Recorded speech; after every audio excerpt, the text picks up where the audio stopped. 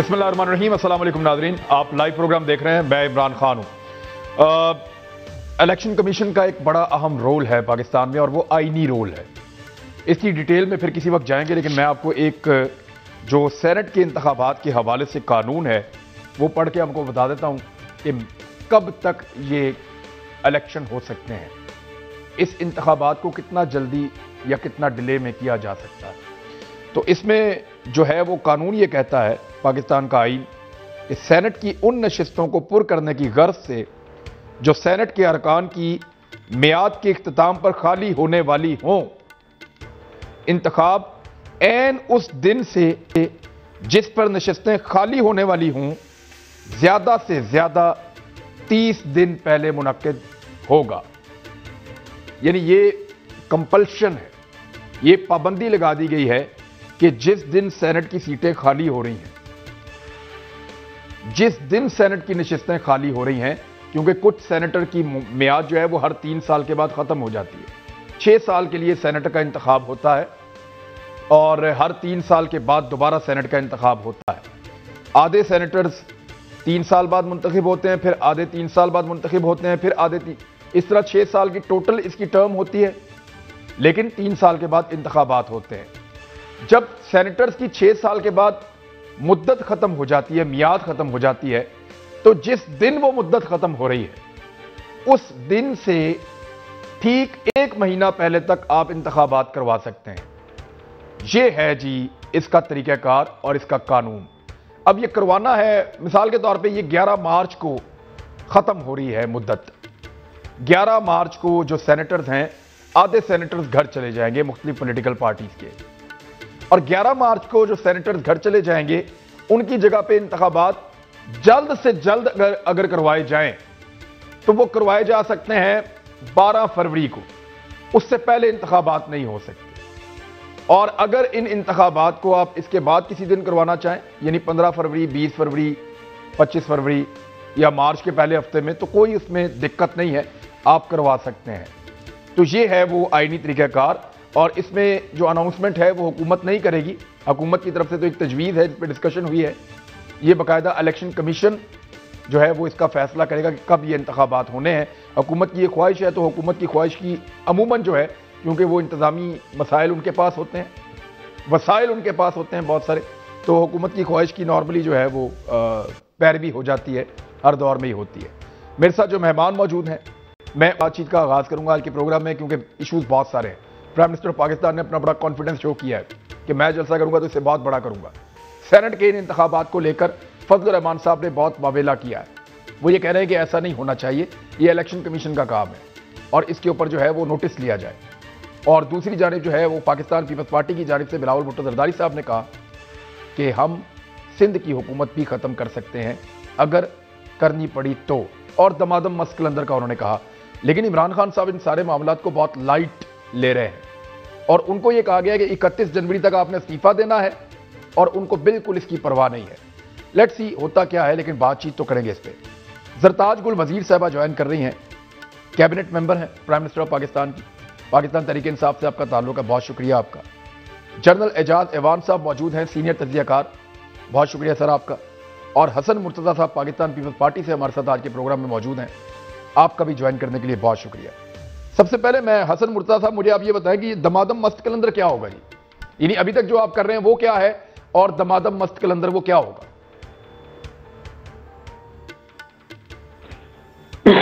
बहुत शुक्रिया जी खान साहब। ये हमारी जमहूरी जद्दोजहद है और अपोजिशन का, बल्कि आइन हमें ये हक देता है कि हम हुकूमत की जो नालायकियां हैं, नाअहलियां हैं, उन पर बात भी करें। और जिस तरह हमारी इकॉनमी बैठ रही है आए दिन और महंगाई बढ़ रही है, और इन सारी चीज़ों के लिए हमारे पास या अपोजिशन के पास और क्या चीज़ है कि वो जलसे करे, अवाम को एतमाद में ले, अपना मुकदमा अवाम के सामने रखे और उन्हें बताए कि ये कुछ हो रहा है और आने वाले दिन जो है वो हमारे लिए ठीक नहीं है।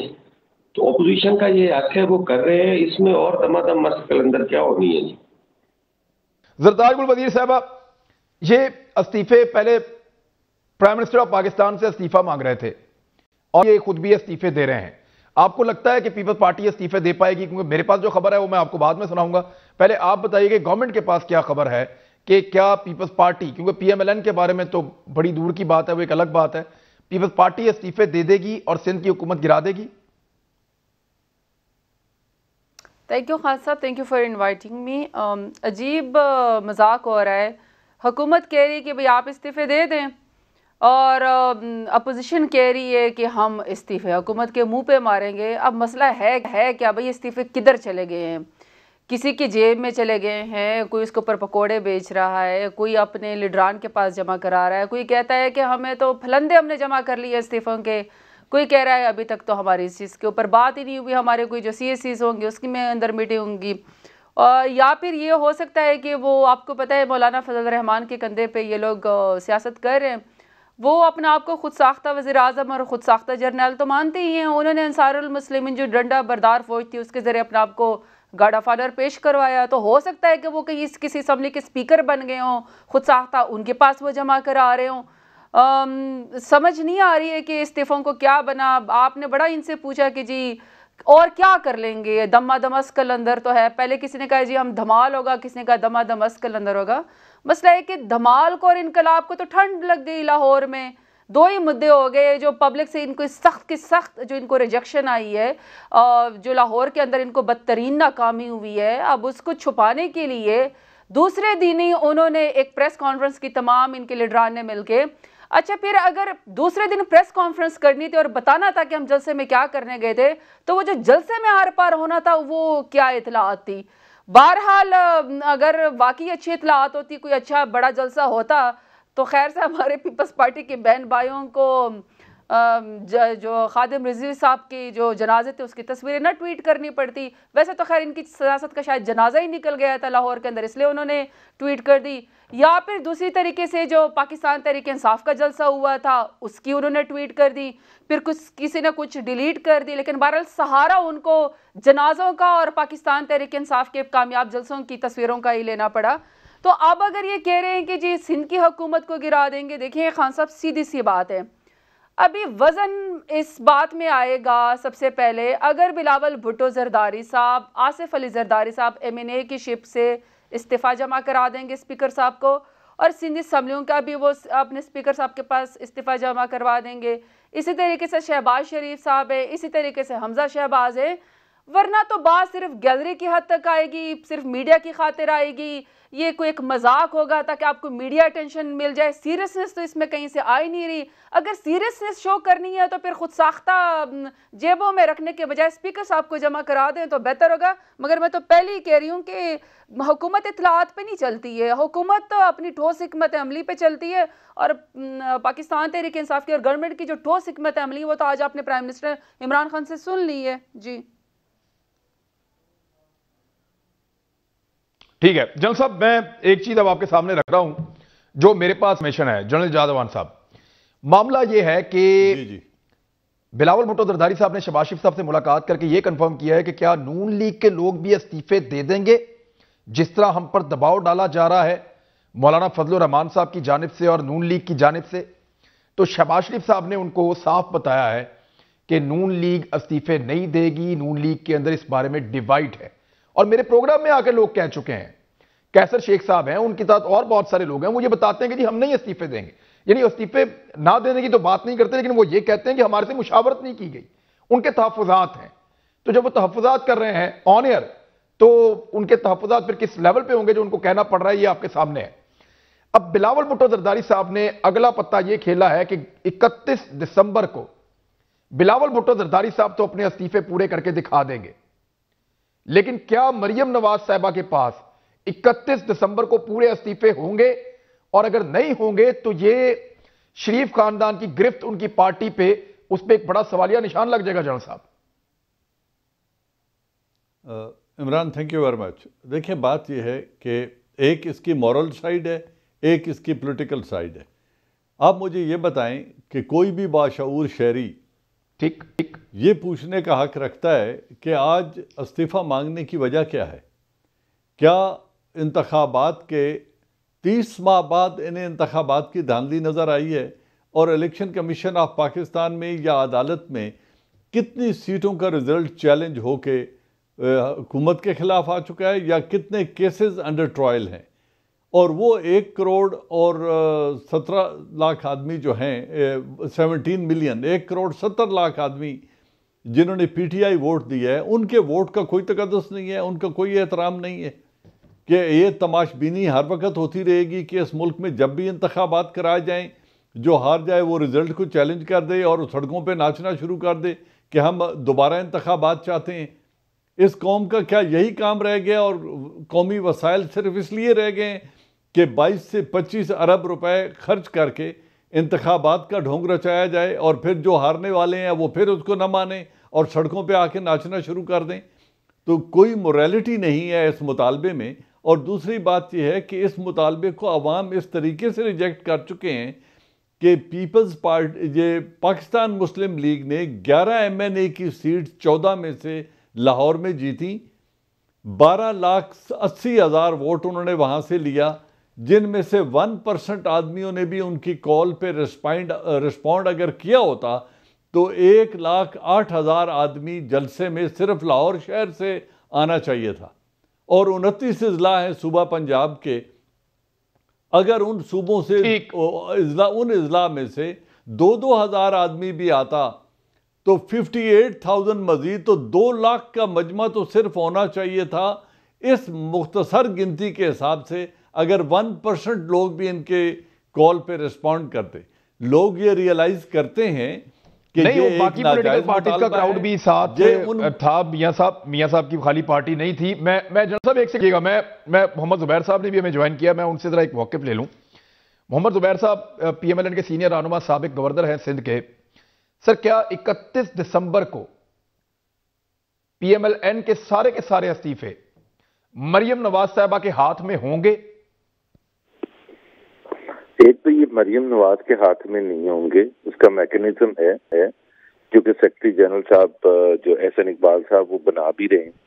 क्योंकि जब ऐलान किया गया था तो उस वक्त कुछ लोगों ने किसी ने जो सियालकोट डिवीजन के थे ख्वाजा आसिफ को दे दिए, किसी ने मरियम नवाज को भेज दिए एंड सो ऑन। तो उसका मैकेनिज्म वो एक आध दिन में बन जाएगा। मरियम नवाज के पास नहीं होंगे, मरियम नवाज का इससे ताल्लुक नहीं है।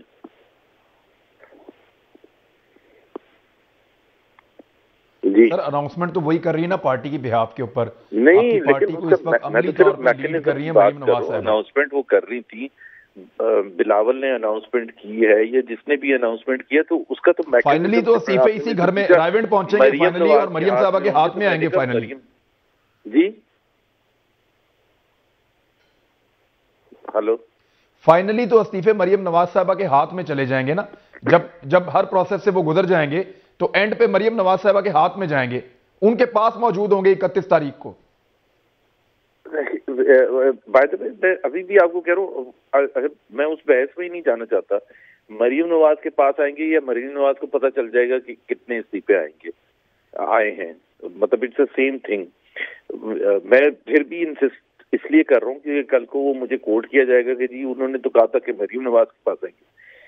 वो उसका जो सेक्रेटरी जनरल है हमारे एहसन इकबाल, वो मैकेनिज्म बना भी रहे हैं। नहीं चले, वो आपकी पार्टी क़यादत के पास इस्तीफे आ जाएंगे। जी पार्टी क़यादत के पास इस्तीफे आ जाएंगे इंशाल्लाह। 31 दिसंबर को सारे आ जाएंगे इंशाल्लाह ताला। अच्छा, सेनेट इलेक्शन पे जो कानून कहता है कि जिस दिन मियाद खत्म हो रही हो सेनेटर्स की, उससे 1 महीना पहले किसी भी दिन आप इंतखाबात करवा सकते हैं, लेकिन 1 महीने से पहले आप नहीं करवा सकते। यानी 12 फरवरी वो आखिरी दिन है जिस दिन के बाद ये इलेक्शन हो सकते हैं। 12 फरवरी को भी हो सकते हैं, उसके बाद किसी दिन भी हो सकते हैं। तो आप हुकूमत के फैसले को कैसे देख रहे हैं? इलेक्शन कमीशन को वो रिक्वेस्ट कर देंगे? एक तो पहली बात यह है कि मेरा ख्याल है आपको भी देखिए, you should also raise fundamental question. ये किसी तरह ऑपोजिशन का काम नहीं, ये इलेक्शन कमीशन का काम था डिफाइन करना डेट, या हुकूमत वक्त का काम है। एक तरफ हम कहते हैं जमहूरियत, एक तरफ हम कहते हैं कानून की बालादस्ती, एक तरफ हम कहते हैं इंडिपेंडेंट इदारे, दूसरी तरफ प्राइम मिनिस्टर साहब कह रहे हैं कि जी हम जल्दी करवाएंगे। भाई प्राइम मिनिस्टर अगर नाउ पाकिस्तान जैसे मुल्क में इलेक्शन कमीशन पर ऑलरेडी वाजे कर दिया प्राइम मिनिस्टर ने कि वो क्या चाहते हैं। अब इलेक्शन कमीशन का काम था या प्राइम मिनिस्टर का काम था कि स्केड्यूल देना सेनेट इलेक्शंस का, जाहिर है इलेक्शन कमीशन का काम था, और उनका काम था independent of the prime minister और द रूलिंग पार्टी टाइम देना। कभी हुकूमत वक्त के प्राइम मिनिस्टर कहते हैं कि हम जल्दी इलेक्शन करवा देंगे, और क्यों करवा देंगे?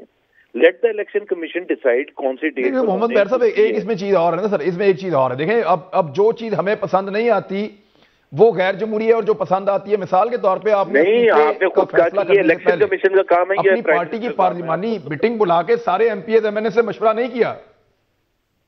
नहीं, मैं तो सिर्फ ये कह रहा हूँ कि ये जो आपने सवाल पूछा है, आपने भी जमहूरी तरीका नहीं अडॉप्ट किया। ये प्राइम मिनिस्टर का काम है? आप बता दें मुझे अगर मैं गलत कह रहा हूँ तो। ये इलेक्शन कमीशन का काम है, लेकिन इस्तीफों का फैसला भी मरियम नवाज नहीं कर सकती, वो भी आपकी पार्लिमानी पार्टी करेगी सर, सारे मिलकर करेंगे। ये अकेली खातून तो नहीं कर सकती, या आपकी पार्टी के 2-4 लोग बैठ के तो नहीं कर सकते। ये तो पार्लिमानी पार्टी बैठेगी ना, सारे एमपीएस, सारे एमएनएस। पहले आपने पूछा मेरे से तो मैंने आपको जवाब दिया सेनेट के इलेक्शन के हवाले से। अब आपने कहा कि जी सन 54 में एक चीज खराब हुई थी, तो वो भी आप फिर जवाब दे। भाई वो एक अलग सवाल है, अगर आप पूछना चाहते हैं तो पहले तो सवाल का जवाब हो गया कि ये इलेक्शन कमीशन का काम है। नहीं सर, मैं आज की बात कर रहा हूं। मैं जुबैर भाई देखें, थोड़ा सा कंफ्यूजन हो रहा है। आप इस वक्त जमहूरियत की बहाली की जंग लड़ रहे हैं, आप ये कह रहे हैं कि हमें जमहूरियत चाहिए, तो आपकी अपनी पार्टी में जमहूरियत नहीं है कि आप इस्तीफे का फैसला कर लेते हैं, लेकिन पार्टी से पूछते नहीं है, उन एमपीएस और एमएनएस की राय नहीं लेते। अच्छा, कैसे? एक सेकंड, हमारी सीईसी का इजलास हो गया, हमारी सेंट्रल वर्किंग कमेटी का इजलास हो गया। एक होता है पहले फैसला, उस फैसले की फिर आप जाके लेके जाते हैं एंडोर्समेंट। उस एंडोर्समेंट में उनसे क्वेश्चन पूछा गया, जो बैठे हुए थे सारे सेंट्रल एग्जीक्यूटिव कमेटी और सेंट्रल वर्किंग कमेटी के लोग, कि हाथ खड़ा करके या हाथ ना खड़ा करके आप वाजे करें, और वो प्रोसेस फॉलो किया। अमेरिका में क्या होता, यूके में क्या होता, यही तरीका होता है ना कि सेंट्रल वर्किंग कमेटी और सेंट्रल एग्जीक्यूटिव। अब आप सर, आपके अरकान असेंबली ने हमसे राब्ता किया, मेरे प्रोग्राम के अंदर उन्होंने कहा कि हमसे किसी ने इस्तीफों के ऊपर मुशावरत नहीं की। मेरे अपने प्रोग्राम में ऑन एयर लोगों ने कहा कि हमसे किसी ने मुशावरत इस्तीफों पे अभी तक नहीं की। किसने कहा? सॉरी, मुझे नहीं। ये कैसर शेख साहब बोलकर गए हैं, और उन्होंने कहा कि हमसे किसी ने कोई मुशावरत इस्तीफों पर नहीं की। देखें, अब आपका ओपिनियन और मेरा ओपिनियन थोड़ा सा मुख्तलिफ हो सकता है तरीकेकार में कि क्या करना चाहिए। पीडीएम एक प्लेटफॉर्म है जिस पर तमाम पॉलिटिकल पार्टीज कमिटेड हैं, इंक्लूडिंग पीएमएल। पीडीएम के प्लेटफॉर्म से ये फैसला किया गया कि इस्तीफे लिए जाएंगे। पीडीएम ने जब फैसला कर लिया तो हर पार्टी को, पीपल्स पार्टी ने भी ये कहा कि हम, बिलावल ने कहा कि सीईसी जाएंगे वो, और वहां से एंडोर्समेंट लेने की कोशिश करेंगे। अगर उन्होंने कर दिया तो we will go along, otherwise will not go along. दूसरी चीज, और उसी तरह से पीएमएलएन ने किया कि हमने कहा कि जाहिर है पीडीएम में हमने फैसला किया ना, तो एक आप की कह रहे हैं कि नहीं, पहले हम अपनी अपनी पार्टी में जाते, वहां से एंडोर्समेंट लेते और फिर पीडीएम जाते। It's a matter of opinion. You could be right, I could be wrong, but it's a matter of opinion. इस बिल्कुल लीगैलिटी की बात नहीं है कि तरीकेकार क्या होना चाहिए था, लेकिन एंडोर्समेंट होनी जरूर चाहिए थी। अब आप ये कहेंगे कि जी वो जो पार्टी लीडरशिप ने जब फैसला कर दिया था तो उसके पास क्या चॉइस बची। ये भी एक आपका क्वेश्चन हो सकता है valid, but that is the prerogative of the leadership and the members who are endorsing it. अगर मेंबर्स ये कहते हैं कि जी आपका तरीकेकार ही गलत था, आपने तो पहले हमें फेट कंप्लीट दे दिया, अब आप हमारे से वो पूछ रहे हैं, तो it's a matter of opinion. I mean you and I can disagree on that. चलो ठीक है, बहुत शुक्रिया आपका। बड़ी आपकी एक ब्रेक लेते हैं, ब्रेक लेके वापस आते हैं, बात करते हैं इंशाल्लाह। हमारे साथ ही रहिएगा। वेलकम बैक नाजरीन। जी, सरताज गुल वजीर साहबा, अब ये सेनेट इंतखाबात, यानी अपोजिशन कहती है हमारा मसला नहीं था, लेकिन उनको फ्रस्ट्रेशन तो उनकी बढ़ेगी, और सब ये जानते हैं कि जब आपकी सादा अक्सरियत आ जाएगी तो उसके बाद फिर आप उस तरह के कानून बनाएंगे जिससे करप्शन के केसेस के ऊपर ज्यादा असरात मुरतब होंगे। आपका इरादा क्या है? आप हर हाल में ये इलेक्शन जीत कर करना क्या चाहते हैं, और अपोजिशन उसको रोकना क्यों चाहती है? प्राइम मिनिस्टर भी आज क्या रोकना चाहते हैं? देखिए, सिंपल सी बात है खान साहब के अपोजिशन क्यों रोकना चाहती है, और वो कोई भी जमहूरी तरीक़ेकार या कोई भी जमहूरी इलेक्टोरल प्रोसेस या क्यों कोई हाउस क्यों नहीं चलने देना चाहती है। जो हमारा लोअर हाउस है उसके अंदर तो जब भी इजलास होता है वहाँ पे कौमी इदारों को गालियाँ देने के बाद और डाइस का गिराव करने के बाद और कागज़ फेंक के लड़ाइयाँ लड़ के और गालियाँ दे के उसको तो कोरम पॉइंट आउट करके वहाँ से चले जाते हैं। और जब जलसे उनके जुलूस होते हैं तो वो सिंपल बात करते हैं। अपोजिशन का बयानिया बड़ा शर्मनाक है, बड़ा वाज़े है और बड़ा अजीब व गरीब है। वो कहते हैं कि जी जो कौमी इदारे हैं वो उस पर कदगन लग जाएगी अगर वो जो इलेक्टेड हुकूमत है उसके साथ खड़ी हैं, उसको गिरा के हमसे बात कर दो तो फिर आप ठीक हैं, आप अच्छे सेलेक्टर्स हैं। दो ही तरीके कार है ना, या तो वो उनको सेलेक्टर्स को बुरा कहते हैं जिन्होंने हमें आवाम ने हमें वोट दिया है। अब उस वोट की पर्ची को जो इज्जत देने का इन्होंने नारा लगाया था वो तो गिलगित बल्तिस्तान में इनको टक्का सा जवाब दे दिया, वहाँ से इनको तो बड़ी बुरी मात पड़ी है। वहाँ तो वो था ना कि एक वोट एक आवाज़, मरियम नवाज तकरीबन इनके तो कुछ जो वो थे कैंडिडेट्स थे उनको तो एक एक वोट पड़ा, वो बेचारा कैंडिडेट रो रहा था तो वो तो रिजेक्शन हो गई। दूसरे तरीके कार है कि कहते हैं कि हम इनके खिलाफ नहीं, हम उनके खिलाफ है जो जो इनको सेलेक्ट करके लाए थे, इस्टेब्लिशमेंट की तरफ उनका इशारा है। उसको तो ये लोग बेशर्मों की तरह पहले खुद जो हैं वो अपने एलची भिजवाते हैं, उनके पाँव पकड़ते हैं, वहाँ से टका सा जवाब आ जाता है कि हम कौमी इदारे हैं, हम आपकी सियासत में दखल नहीं देते, आपने अपने कानूनी मामला जो हैं वो जाके अदालतों में जवाब दें और पार्लियामेंट के अगर आपको सियासी मामला आते हैं पार्लियामेंट में जवाब दें। तो लिहाजा वो क्या कहते हैं कि इस हुकूमत को गिरा दो, लिहाजा हमें आने दो। अब ये जो सारी सियासी सर्कस हो रही है पीडीएम की, ये जो सारी इस्तीफे की सारा जो खेल रचाया जा रहा है वो किस लिए हो जा रहा है? वो चाहते हैं कि सेनेट का इलेक्शन ना हो और सेनेट के इलेक्शन के अंदर जो है क्योंकि गवर्नमेंट के सेनेटर ज़्यादा हो जाएंगे और जो सेनेट की भी अपर हाउस में जब हमारी मेजॉरिटी हो जाएंगी तो हम अपने बिल पास करवा सकेंगे। और बिल किस तरीके से, उसकी एग्जाम्पल देती है। इन्होंने कागजी इनारो बाकायदा मांगा था। इन्होंने कहा था फेटफ के बिल में चाहे पाकिस्तान भले ग्रे लिस्ट से ब्लैक लिस्ट हो जाए, पाकिस्तान के ऊपर तमाम जो है वो पाबंदियां लग जाएं, सैंक्शंस लग जाएं, लेकिन हमें नारो दे दो, आप 37 शिकिन नैब की चेंज करके 34 कर दो, चेंज कर दो। वो पर्सन स्पेसिफिक थी, वो मुकदमा स्पेसिफिक थी अपोजिशन लीडरान की, और इतने बेशर्मी के साथ उसको लिख के लाए हुए थे। वो हमने रिजेक्ट कर दिया तो उन्होंने कहा हम आपके साथ नहीं खड़े होते। वो हमें दोनों ऐवानों को इकट्ठा बुलाना पड़ा क्योंकि इन्होंने अपर हाउस में तो हमें रिजेक्ट कर दिया था, तो हमने फिर वो कानून साजी की क्योंकि वो एक टाइम लिमिट था जो फेटफ के बिल के लिए हमें ज़रूरी था। अब इनको ये डर है। अच्छा, अब क्या इनकी अब है क्या? अब इसके ऊपर सवाल करें कि जी अपर हाउस के अंदर इलेक्शन ये प्राइम मिनिस्टर इमरान खान गलत करें। एक इलेक्टेड प्राइम मिनिस्टर जिसको कॉन्स्टिट्यूशन अलाउ करता है कि जब एक्सपायरी डेट हो इलेक्शन की सेनेट की, आप उसे 30 डेज पहले जो है आप वो कर सकते हैं, इलेक्शन करवा सकते हैं। इसमें कौन सी अनकॉन्स्टिट्यूशनल बात प्राइम मिनिस्टर इमरान खान ने कही है? उसके साथ जो सेकंड चीज जो प्राइम मिनिस्टर इमरान खान ने अटैच कर दी है वो है अपर हाउस की इज्जत वकार। वो क्या है कि जब भी सेनेट का इलेक्शन होता है जो कि फेडरेशन की अलामत है, उस पर हमेशा हॉर्स ट्रेडिंग के, सेल परचेज के, इस तरह के इल्जामात लगते हैं जो कि इंतहाई मेरा ख्याल में कि दुख की बात है कि वहाँ पे बाकायदा मार्केट लग जाती है, कितने सेनेटर किस तरह बिकने। वहाँ पे prime minister Imran Khan government में होते हुए भी ये चाहते हैं कि इलेक्टोरल रिफॉर्म से शो ऑफ हैंड हो, बताया जाए कि सेनेटर ना बिके, किसने किसको वोट दिया, उसके भी ये लोग खिलाफ हैं। अब उसके रजू करने के लिए कि उसकी क्या इंटरप्रिटेशन होनी चाहिए, जो कि वो भी हमें कानून अलाउ करता है कि आला अदालत से अटॉर्नी जनरल ऑफ पाकिस्तान जाएंगे, वहां पे जाके पूछेंगे कि आप इस कानून का हमें इंटरप्रिटेशन बता दें, फिर जो हमें आला अदालत हमें जवाब देंगे हम उसके मुताबिक पार्लियामेंट में जाना है, पार्टियों के पास जाना है, हमने अमेंडमेंट करनी है, या हमने सिंपल मेजॉरिटी से शो ऑफ हैंड के रूल को लेकर आना है। इस पे इस कदर वावेला मचाया हुआ है, लेकिन सेनेट का इलेक्शन होगा, हम ये चाहते हैं, हम चाहते हैं कि मुल्क चले। एपीडीएम क्या चाहती है? एपीडीएम चाहती है मैं मुल्क ना चले, इनको जनाब ये सेनेट का इलेक्शन यही चाहती है। इतना ज्यादा इंपॉर्टेंट क्यों बनता जा रहा है?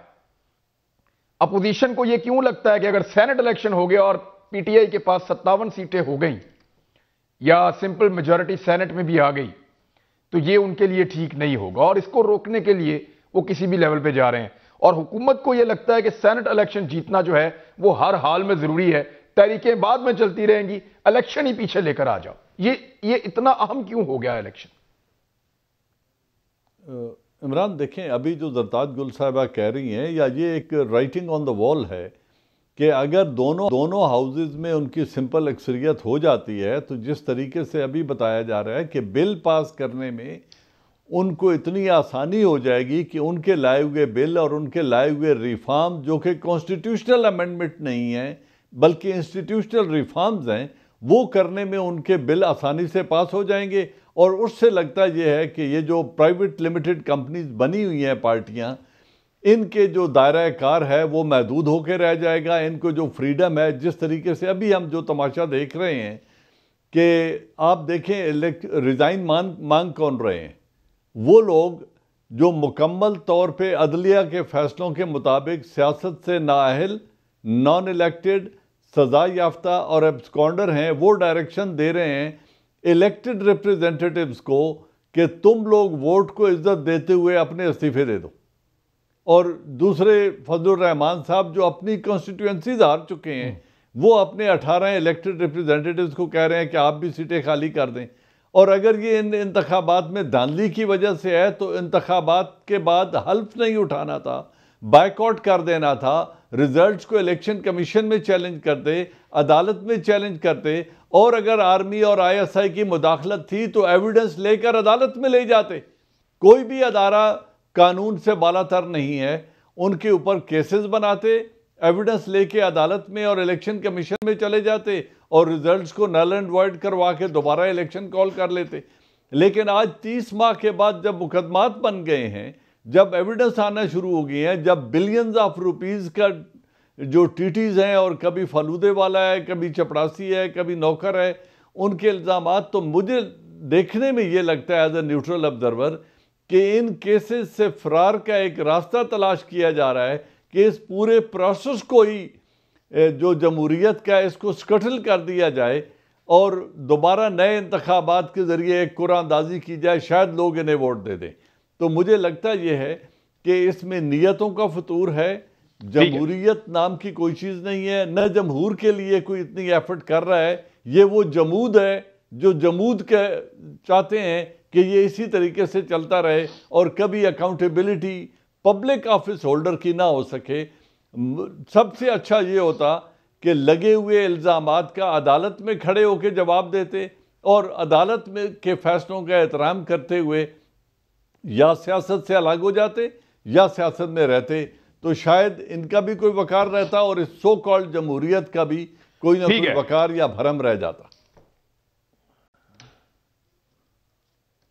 अच्छा, अब एक प्रॉब्लम ये भी है खासतौर पे PMLN के लिए कि वो कौन से सेनेटर्स होंगे जिनको वो नॉमिनेट करेंगे, क्योंकि जो सेनेटर्स फारिग हो रहे हैं क्या उन्हीं को दोबारा नॉमिनेट किया जा सकता है? उनके बारे में बहुत ज़्यादा तजाद मौजूद है PMLN के अंदर और मुखालफत भी मौजूद है। ये भी एक सवाल है, PMLN के लिए तो ज़्यादा चैलेंजिंग होगा। और मरियम नवाज के हाथों में इस्तीफे 31 तारीख को होंगे या नहीं होंगे, ये सबसे बड़ा सवाल है। और ये इसके ऊपर बिलावल भुट्टो जरदारी साहब ने जो बोझ डाल दिया PMLN के ऊपर, वो उनका एक तीर से दो शिकार है। ब्रेक लें, वापस आते हैं। वेलकम बैक नाज़रीन। ज़रताज गुल वजीर साहब, क्विकली मुझे बताइएगा कि इंडियन क्रॉनिकल्स के ऊपर what is the strategy of your government, क्या कर रहे हैं आप?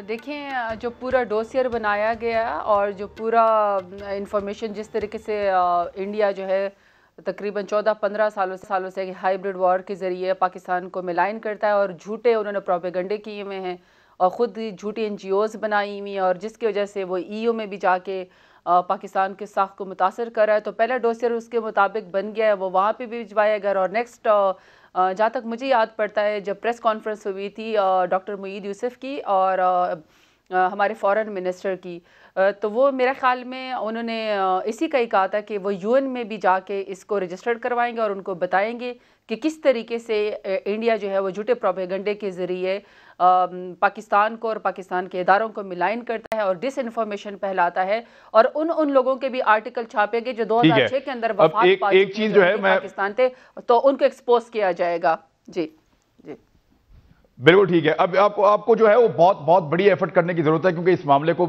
ऐसे अनअटेंडेड नहीं छोड़ सकते।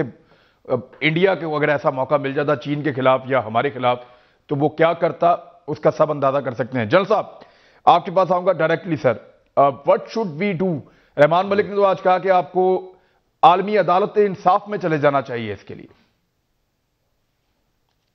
देखें, बात यह है कि क्या ये एक साइबर क्राइम के ज़ुमरे में आता है? क्या ये जो NGOs हैं और इंटरनेशनल NGOs उनके राइट्स की वायलेशन के ज़ुमरे में आता है? क्या ये इसमें मनी ट्रांजैक्शन हुई है जो मनी लॉन्ड्रिंग के ज़ुमरे में आती है? क्या ये दूसरी स्टेट के अंदर इंटरफेरेंस के ज़ुमरे में आता है? तो ये तमाम कानूनी पहलुओं का जायज़ा लेके इसे यूनाइटेड नेशन में पहले रेज किया जाएगा, फिर साइबर क्राइम्स के जो इंटरनेशनल कवानीन हैं उनके तहत इसको चैलेंज किया जाएगा, और फिर अगर ज़रूरत पड़ी तो इंटरनेशनल कोर्ट ऑफ जस्टिस में। क्योंकि मैं लॉ एक्सपर्ट नहीं हूँ, लिहाजा ये कोई लॉ एक्सपर्ट ही एडवाइस कर सकता है कि इनको किन किन लीगल फोरम्स पर चैलेंज किया जा सकता है। लिहाजा इसमें अगर लीगल पहलू है तो वहाँ ट्राई करना चाहिए, डिप्लोमेटिक इशू है तो यूनाइटेड नेशन में और उन तमाम कंट्रीज़ के जो हमारे फॉरेन ऑफिसेज हैं उधर इसको रेज करना चाहिए, ताकि इंडिया के जो अज़ाइम हैं उनको बेनकाब किया जाए। बहुत आपका बड़ी मेहरबानी। नाज़रीन, ये आपने गुफ्तगू सुनी, और ये इंडियन क्रॉनिकल का जो मामला है इसको ऐसे अनअटेंडेड नहीं छोड़ा जा सकता। हुकूमत पाकिस्तान को, पाकिस्तान की तमाम पॉलिटिकल पार्टीज को, पाकिस्तान की एस्टेब्लिशमेंट को, इदारों को, पाकिस्तानियों को, हर उस आदमी को जो सोशल मीडिया को इस्तेमाल करता है, इसका जवाब देना होगा। अब तक के लिए इतना ही। अपना ख्याल रखिएगा, कल मुलाकात होती है। अल्लाह हाफ़िज़।